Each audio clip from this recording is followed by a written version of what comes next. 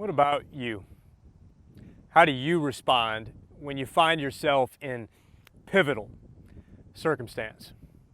The truth is, we're not all responding, we're reacting. And the difference is in the preparation that is ahead of the pivotal circumstances. So the better question might just be, how are you spending your time? Before answering that question, let me share with you how I've been spending my time these past 5+ years now as the director of Team FCA here in coastal North Carolina.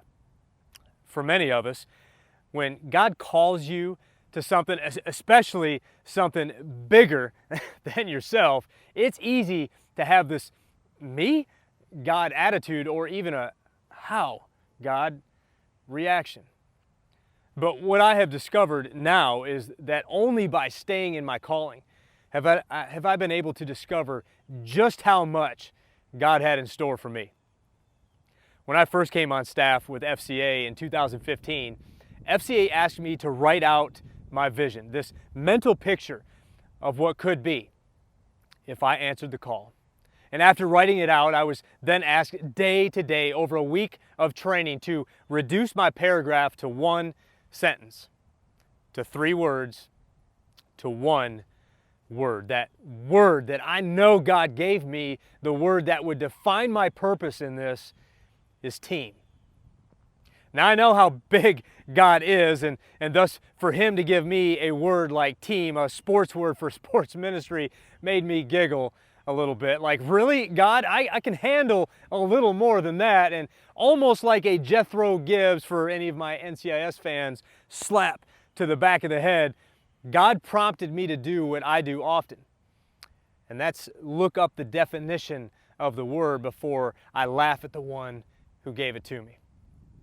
The very definition of team is to come together to accomplish a common goal.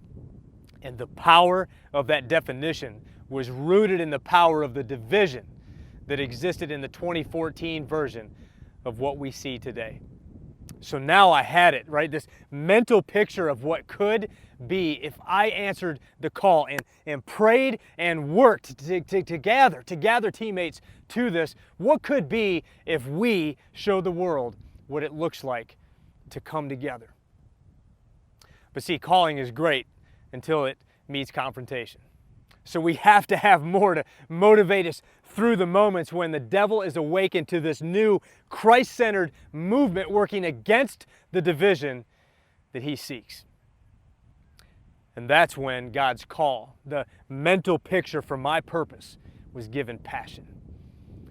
With Ephesians 1:9-10, God made known to me the mystery of His will according to His purpose, which He set forth in Christ, right? That in Jesus there's purpose, that as a plan for the fullness of time to unite